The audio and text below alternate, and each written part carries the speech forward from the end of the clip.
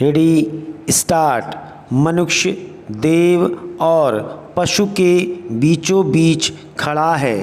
एक तरह से वह उनके बीच की संधि है या उन्हें जोड़ने वाली कड़ी है। यह अनुभव पग पग पर होता है कि अगर वह चाहे तो पशु से भी पशु बन सकता है, लेकिन थोड़ा ही क्यों न हो, यदि वह इच्छा करे तो उसके अंदर देव बनने की शक्ति भी मौजूद है।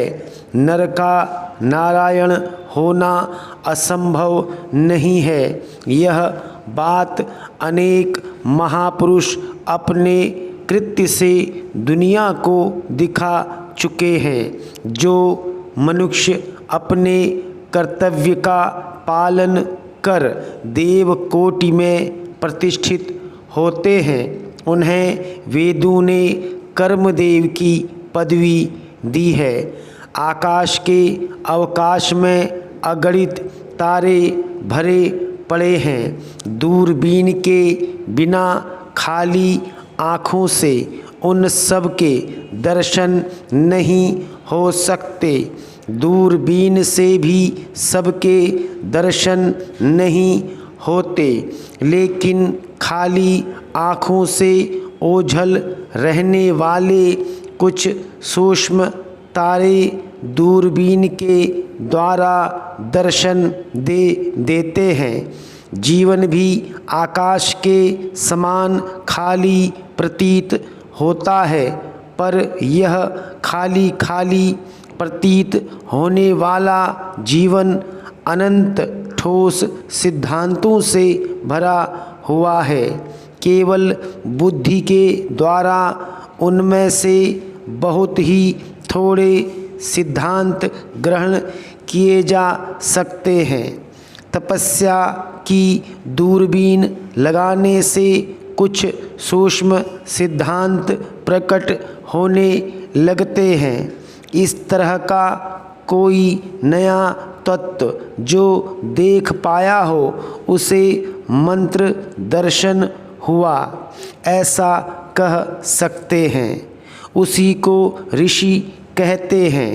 ऋषि शब्द का मूल अर्थ है मंत्र दृष्टा, मंत्र देखने वाला।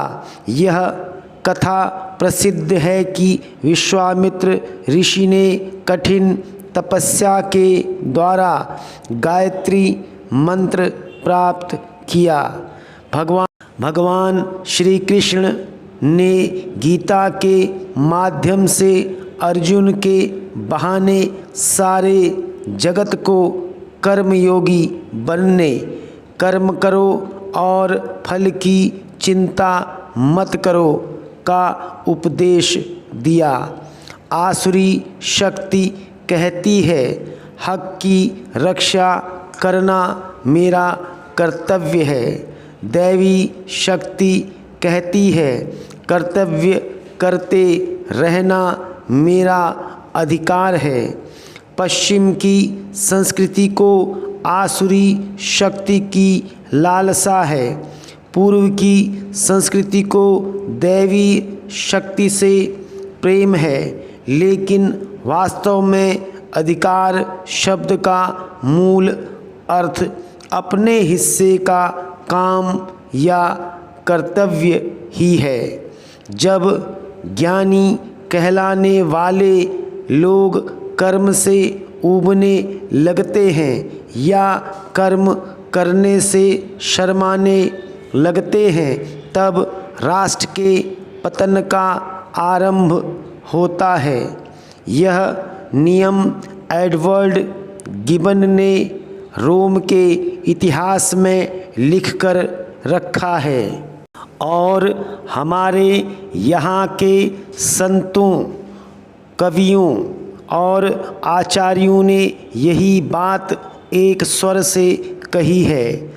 जो कर्म को छोटा समझकर चलते हैं वे गंवार हैं। ज्ञानी नहीं। यह वाक्य तो ज्ञानियों के राजा संत ज्ञानेश्वर खुद कह गए हैं।